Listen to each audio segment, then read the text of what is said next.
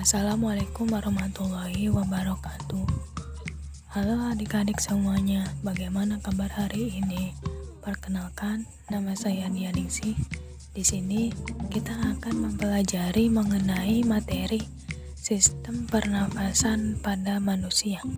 Sebelum kita memulai pembelajaran pada hari ini, ada beberapa hal yang ingin disampaikan, yaitu pada tahap ini terdapat tujuan pembelajaran, yang kedua materi pembelajaran, dan ketiga terdapat latihan mengenai materi sistem pernapasan pada manusia. Tujuan pembelajaran pertama yaitu menjelaskan struktur dan fungsi jaringan pada organ pernapasan manusia. Yang kedua, mengaitkan struktur dan fungsi organ pernafasan manusia dengan bioproses yang terjadi. Materi pertama yang akan dijelaskan yaitu adalah struktur dan fungsi organ pernafasan.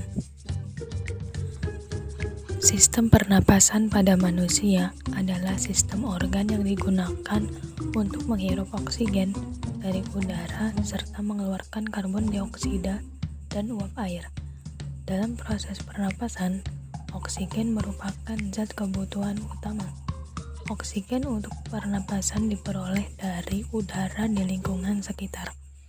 Alat-alat pernapasan berfungsi memasukkan udara yang mengandung oksigen dan mengeluarkan udara yang mengandung karbon dioksida dan uap air. Tujuan proses pernafasan yaitu untuk memperoleh energi. Saluran pernafasan adalah bagian tubuh manusia yang berfungsi sebagai tempat lintasan dan tempat pertukaran gas yang diperlukan untuk proses pernafasan. Saluran ini berpangkal pada hidung atau mulut dan berakhir pada paru-paru. Urutan saluran pernafasan adalah sebagai berikut. Yang pertama ada rongga hidung, faring, laring, trakea, bronkus, bronkeolus, alveolus, dan paru-paru. Pada organ pernafasan paru-paru, pada gambar ini, paru-paru terletak di rongga dada, tepat di atas sekat diafragma.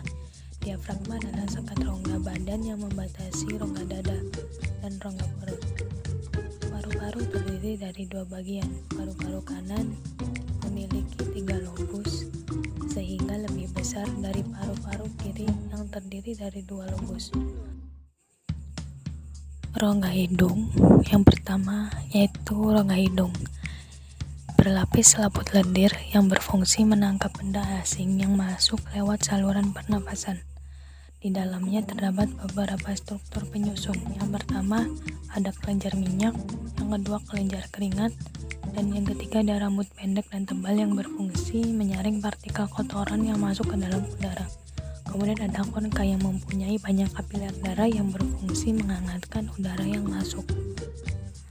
Kemudian ada organ faring yang terletak di belakang rongga hidung dan mulut. Tekak tersusun dari otot lurik dengan panjang kurang lebih 4 cm. Tekak ini merupakan persimpangan antara saluran pencernaan dan saluran pernafasan. Kemudian pada organ laring terdapat sebuah katup yang disebut dengan epiglotis. Epiglotis ini berfungsi mengatur jalannya makanan dan udara pernafasan sesuai dengan salurannya masing-masing. Walaupun demikian, saraf kita akan mengatur agar peristiwa menelan, bernafas, dan berbicara tidak terjadi bersamaan, sehingga mengakibatkan gangguan kesehatan.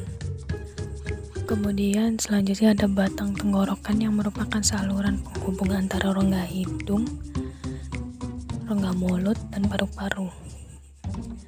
Di sini terdapat cabang tenggorokan trakea yang bercabang menjadi 2 bagian, yaitu bronkus kanan dan bronkus kiri.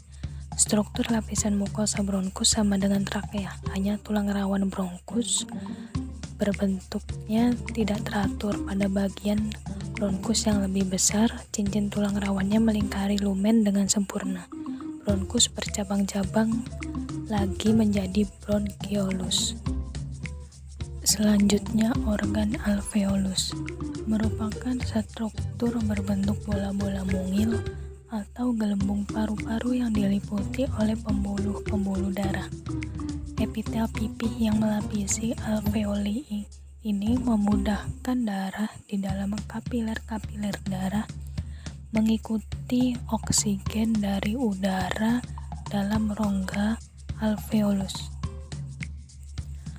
Pleura merupakan selaput pembungkus paru-paru yang terdiri atas pleura viscerale yang merupakan pleura yang melekat pada paru-paru, selaput bagian dalam yang langsung menyelimuti paru-paru disebut pleuru dalam, dan yang kedua ada pleuru parietale yang melapisi dinding dada.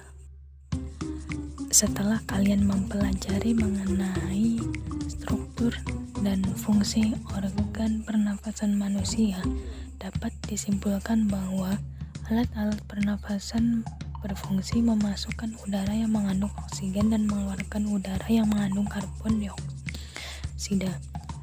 Tujuan dari proses pernafasan yaitu memperoleh energi. Pada peristiwa bernafas terjadi pelepasan energi. Pembelajaran kedua yaitu membedakan proses pernapasan dada dan pernapasan perut. Materi kedua, peserta didik akan mempelajari mengenai mekanisme pernapasan. Mekanisme pernapasan. Menurut tempat terjadinya pertukaran gas, maka pernapasan dapat dibedakan atas dua jenis. Pernapasan eksternal.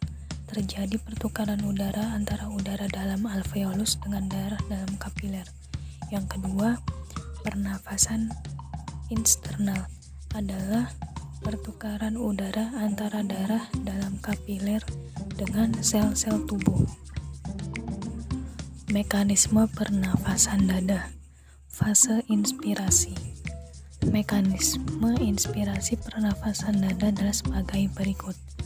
Otot antar tulang rusuk berkontraksi, tulang rusuk terangkat, paru-paru mengembang, tekanan udara dalam paru-paru menjadi lebih kecil dibandingkan tekanan udara luar. Udara luar masuk ke paru-paru. Kemudian fase ekspirasi pada pernafasan dada. Otot antar tulang rusuk relaksasi, tulang rusuk menurun, paru-paru menyusut. Tekanan udara dalam paru-paru lebih besar dibandingkan dengan tekanan udara luar. Udara keluar dari paru-paru. Pernafasan perut merupakan pernafasan yang mekanismenya melibatkan aktivitas otot-otot diafragma yang membatasi rongga perut dan rongga dada. Mekanisme pernafasan perut pada fase inspirasi yaitu sekat rongga dada berkontraksi, posisi dari melengkung menjadi mendatar, paru-paru mengembang, tekanan udara dalam paru-paru lebih kecil dibandingkan tekanan udara luar, udara masuk. Kemudian pada fase ekspirasi, otot diafragma relaksasi, posisi dari mendatar kembali melengkung, paru-paru mengempis, tekanan udara di paru-paru lebih besar dibandingkan dengan tekanan udara luar. Udara keluar dari paru-paru. Ini adalah latihan soal mengenai sistem respirasi yang telah kalian pelajari. Yang pertama mengenai materi struktur dan fungsi organ pada pernafasan manusia. Yang kedua mengenai mekanisme pernafasan pada manusia. Itulah video pembelajaran interaktif dengan menggunakan KineMaster. Kurang lebihnya saya mohon maaf. Wassalamualaikum warahmatullahi wabarakatuh.